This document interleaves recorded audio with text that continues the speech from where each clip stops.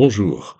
Nous avons vu dans le tutoriel précédent comment créer une boîte et son couvercle de façon paramétrique en stockant les dimensions de celle-ci dans la feuille de calcul de l'atelier Spreadsheet. Nous allons voir maintenant une autre méthode pour créer cette même boîte de façon paramétrique, mais en stockant cette fois-ci les cotes et dimensions dans des variables à l'intérieur de l'arbre de construction. Dans la fenêtre de gauche, nous avons la boîte qui a été créée par le tuto 1. Cette boîte a ses paramètres qui sont stockés dans la feuille de calcul DIM que nous allons afficher en double-cliquant dessus. Voici les paramètres saisis, les paramètres calculés ou corrigés, et nous allons reprendre ces valeurs-là pour créer notre nouvelle boîte dans un nouveau document, dans la fenêtre de droite, et en utilisant, au lieu de la feuille de calcul Spreadsheet, en utilisant des variables stockées dans l'arbre de construction.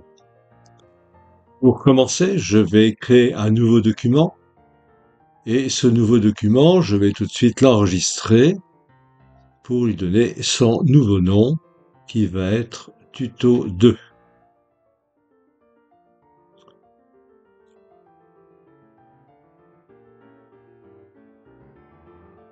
Tout de suite, je vais pouvoir créer les variables dont j'aurai besoin pour construire ma boîte en utilisant cet outil qui s'appelle créer un jeu de variables.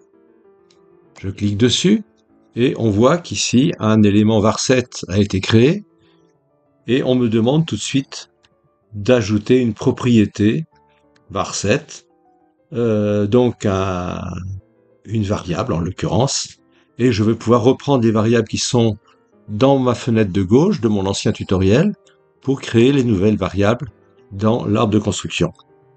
Donc, je commence par le volume de la boîte, vol, je garde les mêmes noms, ce sera plus simple. Groupe, eh bien là, je vais lui donner un nom de groupe, ça se rapporte à la boîte, donc je vais dire boîte. C'est une volume, non, c'est pas une longueur, donc ici, je clique sur cet onglet-là, sur cette petite flèche, pour aller charger la propriété qui se rapporte à cette variable.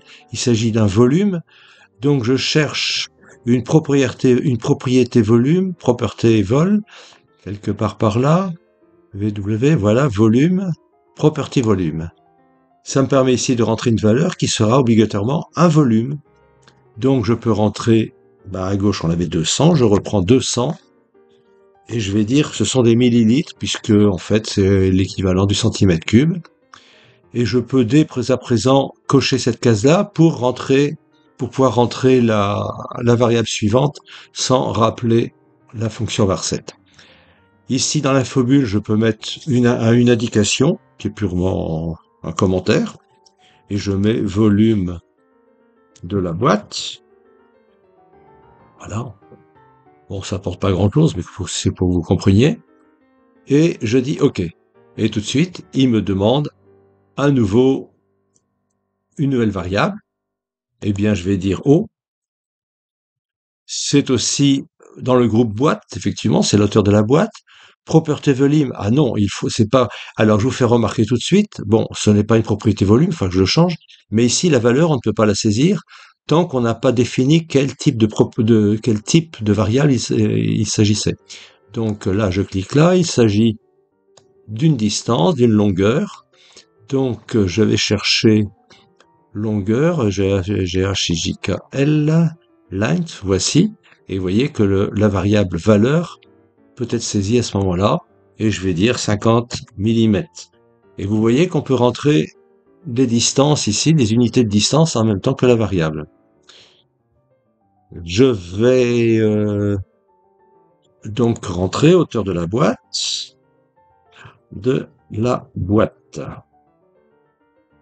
OK. Donc il faut que je saisisse le côté de la base du carré. Donc j'appelle ça côté, sans accent, côte. Groupe boîte, property, oui, c'est une longueur. Donc je clique dessus pour valider que c'est une longueur afin de pouvoir saisir la valeur.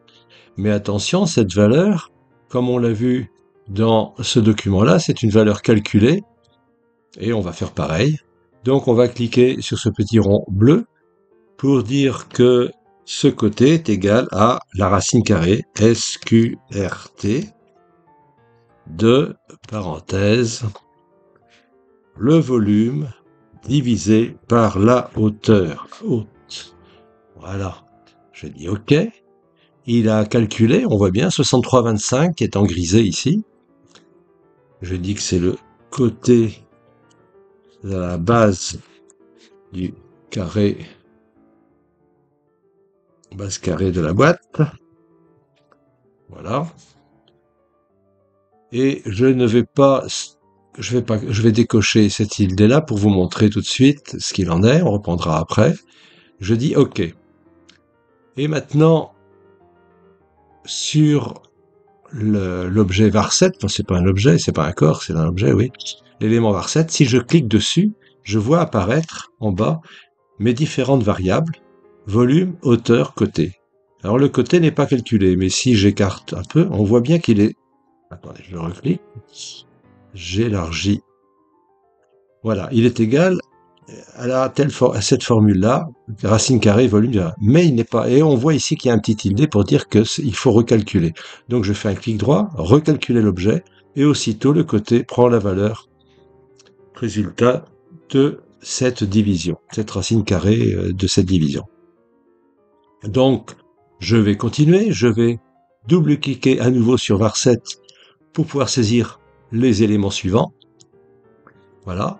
Non. Alors ensuite, après le côté, j'avais l'épaisseur. Épaisse. Boîte, oui. C'est une longueur, oui.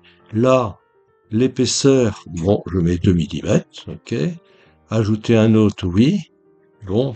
Épaisseur, paroi, boîte. Voilà, ok. On n'est pas obligé de renseigner la formule. Hein. Ensuite, on a l'arrondi. Alors, arronde, eh bien, je vais l'appeler seulement ar, pour arrondi, ou non, arronde, pourquoi pas, on va faire pareil. Arronde, boîte, property length, oui. Et là, je vais mettre une valeur, eh bien, la même valeur, 3. Je peux mettre millimètres, hein, je suis pas obligé, mais on sait qu'on est en millimètres. Bon, arrondi, arrondi, alors on va mettre, ça s'appelle le congé, en fait, en bon français. Congé des arêtes de la boîte. Ok. Après, alors, bon, ben je reviendrai sur l'arrondi ensuite. Je vais mettre la hauteur du couvercle. Alors là, HAUTCOUV. Je reprends les mêmes noms. Le groupe, ben on va créer un groupe spécial. On va dire c'est le groupe. Ben, ce n'est plus le groupe boîte, c'est le groupe couvercle. Voilà, ça permet de classer couvercle, de regrouper les variables en fonction des objets auxquels ils se rapportent. C'est une longueur, oui. Et alors, la hauteur du couvercle, j'avais mis 3. Si. Voilà. Bon. Hauteur couvercle, alors je remets. Hauteur couvercle. OK. Et enfin, le jeu couvre, qui est l'espace entre, alors groupe couvercle, l'espace entre le couvercle et la boîte, de façon à ce que ça s'adapte bien sans forcer. Voilà, jeu entre couvercle et boîte. Alors celui-ci sera adapté en fonction de la buse que vous utiliserez pour l'impression. C'est de 2 dixièmes, 3 dixièmes, 4 dixièmes maximum. Voilà. Donc voilà, nous avons défini toutes nos variables, mais nous n'avons pas traité le cas de l'arrondi, le contrôle que l'on faisait dans le tutoriel précédent, où l'on vérifiait que l'arrondi n'était pas supérieur à une certaine valeur par rapport à l'épaisseur de la boîte. Ça se faisait, le calcul se faisait dans cette cellule-là, hein, c'était une opération ternaire, et on vérifiait donc qu'on n'était pas supérieur à 1,5 fois l'épaisseur. Donc, je vais faire pareil, je vais créer ici une nouvelle variable, donc je clique sur var7 pour ma boîte, ici, pour saisir cette variable, je vais l'appeler ar, arcore par exemple, arrondi corrigé, c'est une longueur. Donc je clique là-dessus pour valider. Et ici, je clique sur le rond bleu pour entrer l'expression de calcul de contrôle plutôt de cet arrondi. Et je veux dire, si arronde, donc l'arrondi saisi, ici, l'arrondi qui était saisi, alors là il y avait un 20 par exemple, bon pourquoi pas, si arronde est-il supérieur à épaisse multiplié par 1,5, 1,5, point d'interrogation, à ce moment-là, je prenais comme arrondi épaisse multiplié par 1,5. Il ne faut pas que ça dépasse cette valeur-là. Sinon, eh bien, je prenais la valeur de l'arrondi comme valeur. Elle était bonne, j'avais pas besoin de la changer, de la corriger. OK. Et je dis OK.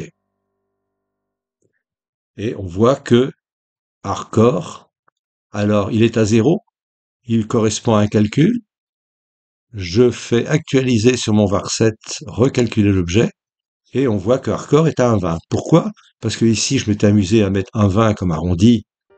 J'avais un peu changé ce qui avait été saisi auparavant, où il y avait 3. Donc, par exemple, si je mets 3 mm d'arrondi, l'hardcore, donc la correction est toujours 3. Par contre, si ici, je vais mettre 5, eh bien, on reste à 3. Parce que je ne peux pas dépasser 1,5 fois l'épaisseur. Si par contre je change aussi l'épaisseur et puis que je mets 4, à ce moment-là, mon 5 est valide, mon arrondi de 5 est valide et l'arrondi corrigé reste à 5. OK? Bon, je remets les bonnes valeurs ici. Donc l'arrondi, on avait dit, on avait 3 et l'épaisseur était de 2. Maintenant que toutes nos variables sont saisies, je vais tout de suite renommer le var7, parce que c'est pas un nom qui me parle vraiment, et je vais faire F2 et je vais l'appeler dim, comme je le faisais pour la feuille de calcul spreadsheet dans le tuto précédent. Comme ça, en utilisant toujours dim, je me souviens quel nom il porte. Voilà. Et le label a changé. Maintenant, attendez, j'ai cliqué 2 fois, c'est pour ça. Le label s'appelle bien dim et non plus var7. Et toutes mes variables sont bien là. J'enregistre tout ceci. Et je vais pouvoir passer à la création de la boîte. Je vais donc, dès maintenant, créer un nouveau corps. Je vais le renommer immédiatement. Je vais l'appeler. Alors, je clique dessus. Non, c'est pas ça. Voilà, hop, F2. Je vais l'appeler boîte 2. Voilà. Et dans cette boîte 2, eh bien, je vais pouvoir créer une esquisse. Je vais prendre le plan de base XY, OK. Dans ce plan de base, alors je vais agrandir, j'ai plus besoin de la fenêtre de mon tutoriel précédent. Et je prends ici, je vais créer donc un carré centré, ça se trouve par ici, rectangle centré.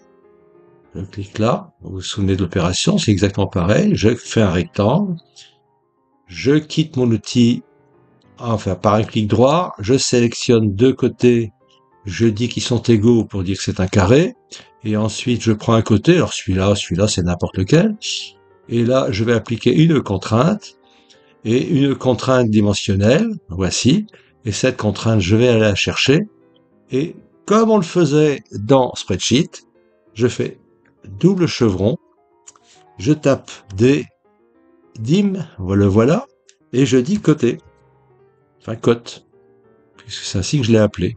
Et on voit, il l'a trouvé, 63,25. OK. OK. Et voici mon carré, qui est contraint, fermé. Je peux ensuite faire l'extrusion de ma base, et c'est toujours pareil. Là, je clique sur le point bleu. Voilà. Et là, je vais faire pareil. Je vais dire... Et puis, on voit que le dim est là, c'est même pas la peine que je tape. Dim. Et là, c'était la hauteur de la boîte. Hauteur, voilà. OK. OK. Ma boîte est créée. Je veux faire mon évinement. Je clique sur la surface supérieure, sur la face supérieure. Je fais évinement. Évinement généré vers l'extérieur. Je décoche ceci en intersection. Et je dis que l'épaisseur de ma boîte, toujours pareil, et là, encore dim, épaisse. Épaisse, c'est 2 mm. OK, voilà, ma boîte a fait 2 mm d'épaisseur. Objet creux, OK. Mes arrondis, eh bien, je vais prendre les arêtes, les différentes arêtes de ma boîte. Je vais prendre les arêtes du bas aussi, voilà. Je retourne ma boîte. Et je sélectionne les autres arêtes. Voici. Là, je vais cliquer sur l'outil congé. Et là, le rayon, pareil, point bleu. J'appelle dim. Et là, je dis, attention, je dis pas arronde, mais je dis ar, l'arrondi corrigé, hardcore. Voilà, hardcore. OK. Voilà. OK. Voilà, ma boîte est créée. C'est tout simple. Et on peut vérifier alors je reclique sur dim pour avoir. Si je change par exemple la valeur arrondie, si je dis 5, eh ben non, il me laisse 3. Par contre, mon épaisseur, si je dis 4, ou je vais dire 3, oui, par exemple, eh bien, on voit que si je mets l'épaisseur de 3, l'arrondi de 5 a été accepté. Non, il a pris 4,50. Il faudrait que j'aurais dû mettre 4 d'épaisseur. Voilà, j'ai 4 d'épaisseur. Et du coup, mon arrondi de 5 fonctionne. Et ma boîte, bon, elle fait 50. Si je dis qu'elle fait 100, aussitôt ma boîte change de taille. On voit que ça fonctionne. Le volume, si je mets le volume, mettons 124, pourquoi pas. Hop là, ma boîte se réduit. Voilà. Donc, je vais pas aller jusqu'à créer le couvercle puisque l'opération est exactement la même que dans le tutoriel précédent.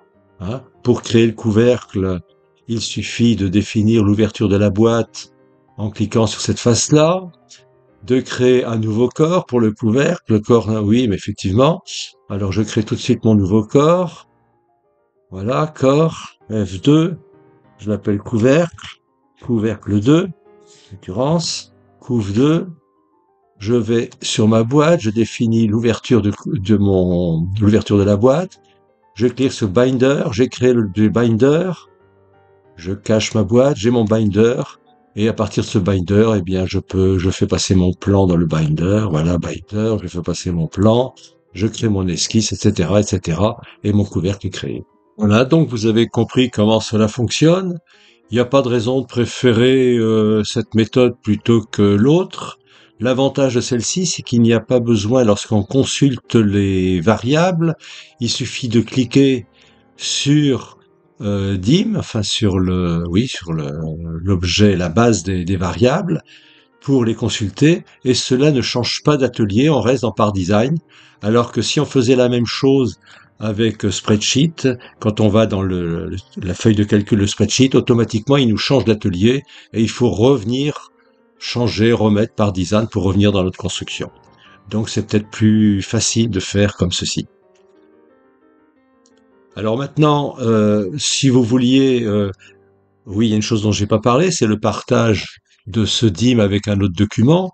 Si on voulait faire le couvercle comme on l'avait fait dans le tutoriel précédent, le deuxième couvercle, eh bien, on va tout de suite regarder. Je crée un nouveau document. Ce nouveau document, je vais déjà l'enregistrer sous, et je vais l'appeler couvercle 2, par exemple, couvercle 2, couvercle 2. Voici, enregistré. Dans ce couvercle 2, je crée un corps que je vais renommer F2 couve 2. Je l'enregistre.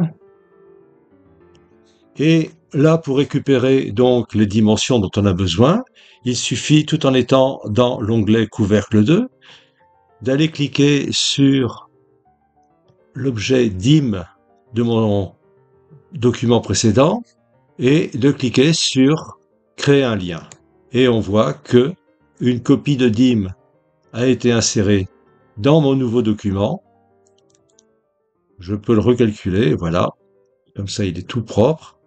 Et on fait pareil à partir de ce moment-là. On peut reprendre toutes les variables. Ce sont les mêmes variables qui sont partagées par les deux documents. Quand on change dans l'un, ça change dans l'autre. Il faut faire de temps en temps recalculer pour que ça se mette à jour. Et là, vous pouvez créer votre nouveau couvercle en faisant, à partir du corps, vous faites votre esquisse, etc., etc., etc. Voilà, c'est tout pour aujourd'hui. Au revoir.